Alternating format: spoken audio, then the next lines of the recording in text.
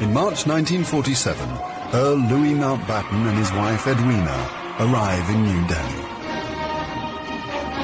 The great-grandson of Queen Victoria and second cousin to George VI, Mountbatten brings a regal presence to the drama of India's independence. As the last viceroy, he bears responsibility for India's fate. 2nd of April, 1947. I have now completed my first week in office. I should like to be able to paint an encouraging picture of my first impressions, but feel it would be misleading if I did so. The scene here is one of unrelieved gloom. At this early stage, I can see little common ground on which to build any agreed solution for the future of India. The only conclusion I have been able to come to is that unless I act quickly, I may well find the real beginnings of a civil war on my hands.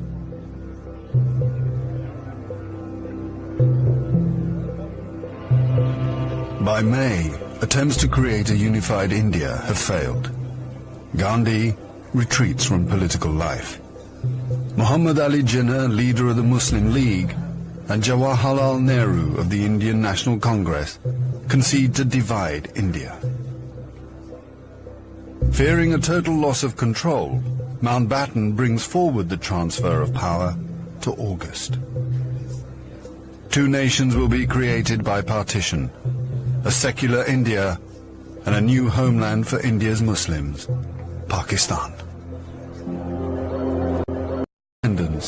Nehru addresses the people of India. Long years ago, we made a tryst with destiny, and now the time comes when we shall redeem our pledge. At the stroke of the midnight hour, when the world sleeps, India will awake to life and freedom.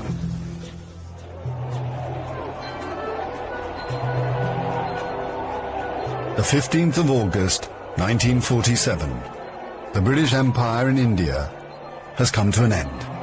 The last viceroy, Louis Mountbatten. The flag raising and the salute were done amid scenes of the most fantastic rejoicing. And as the flag broke, a brilliant rainbow appeared in the sky, which was taken by the crowd as a good omen.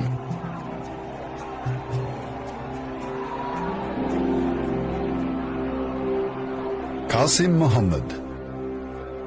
On the 15th of August came freedom.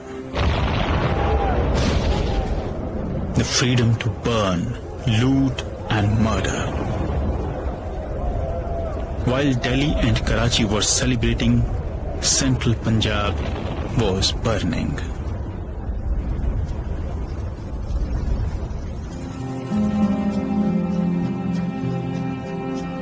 Between August 1947 and March 1948, 4.5 million Hindus and Sikhs are forced to migrate from Pakistan to India.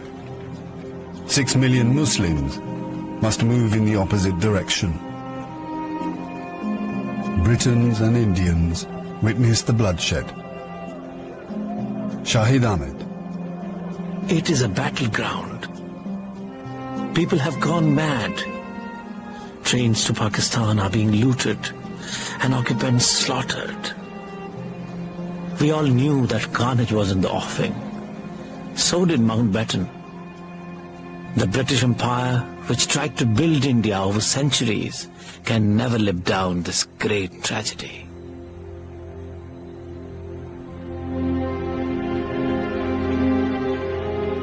Lieutenant Colonel Hubert Boyd Hudson.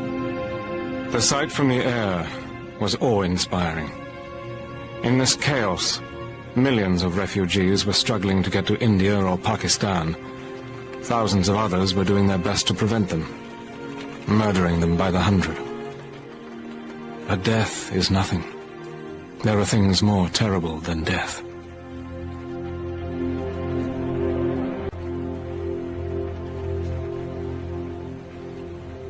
Ten million people are displaced in the partition of India. 1 million are dead.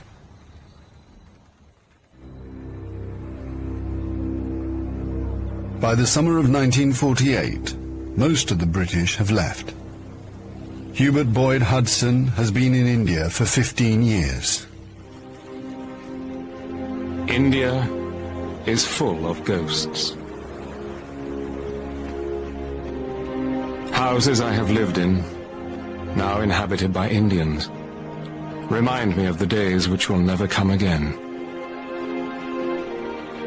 When the Viceroy drove past with a cavalry escort in red coats, I have seen the greatness of the British in India, but now it is all ended, and we are the last to leave, the few who are trying to tidy up the mess which the sudden splitting of an old empire has caused. Britain has lost its greatest imperial possession. Mahatma Gandhi once said that if India became free, the rest of the empire would follow. In the next 10 years, the fire of India's independence will spread around the globe, from the Middle East to Africa.